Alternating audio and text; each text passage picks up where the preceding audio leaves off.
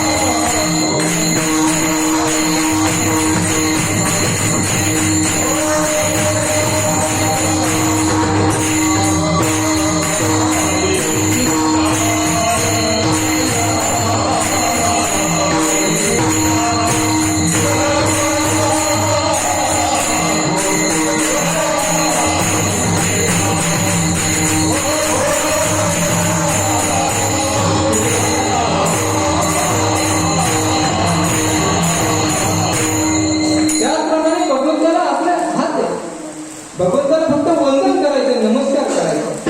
आपण या आपल्या हाताने कितीतरी कार्य करत असतो, चांगले कार्य देखील करतो आणि आपल्या हातून काही काही वाईट गोष्टी देखील होतात, परंतु फक्त देवाला नमस्कार करायचा, याला वंदन भक्ती म्हणतात.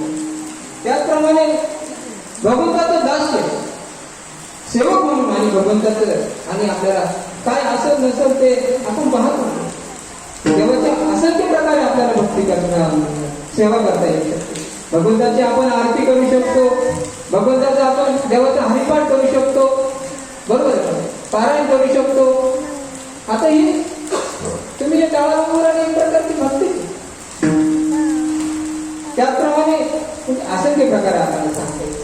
त्याचप्रमाणे सत्य, आपल्याला असंख्य मित्र असतात, तर भगवंताला देवालाच आपला मित्र मानायचा आणि निवेदन म्हणजे भगवंतापर्यंत आपल्याला हे निरोपण करायचं. अशा प्रकारे 9 प्रकारच्या भक्ती आणि शास्त्रामध्ये सांगितलं.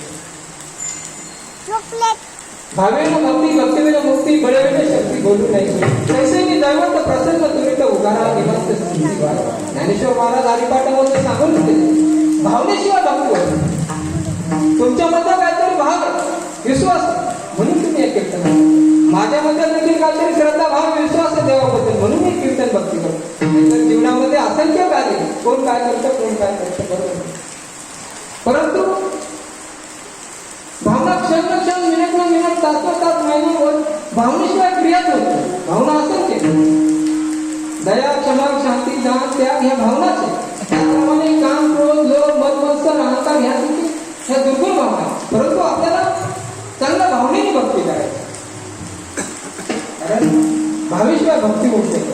आणि भाव तो की भगवंत,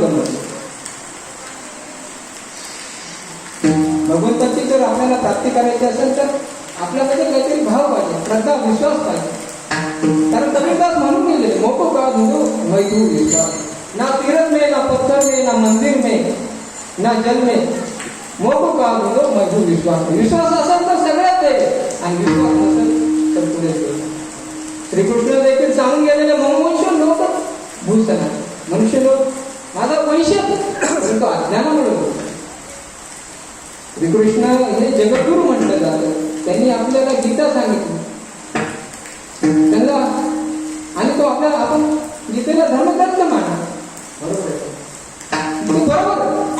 आपल्याला जन्माला घातलं आपल्या आईवडिलांना, आपल्या आईवडिलांना त्यांच्या मागच्या 400-500 पूर्वीच्या पिढ्यांचा विचार केला तर माणसापासून जन्मात आला. आपण जन्म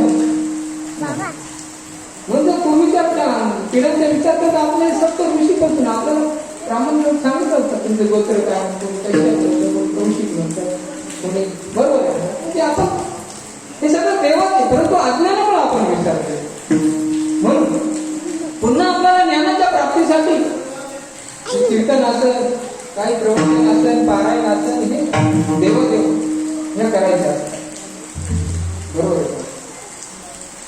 आता काही लोकांना असं वाटतं की देवादेव करायचं आपल्याला कुठल्या जातीचा, कुठल्याही धर्माचा मनुष्य असो, काळा असो, गोरा असो, उंच असो, नीच असो, गरीब असो, श्रीमंत असो, रोगी असो, निरोगी असो, शिक्षित असो,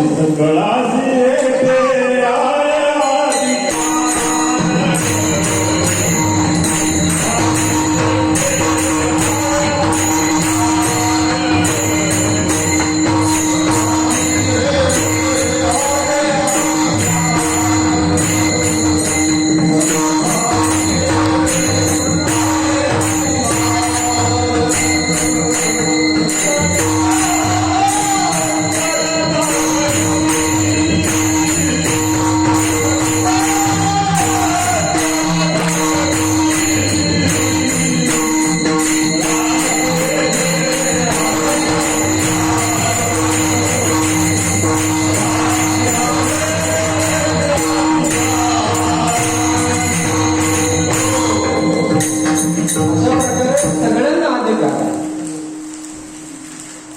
म्हणजे ब्राह्मण असेल, मराठा असेल, कुळी, लोहार,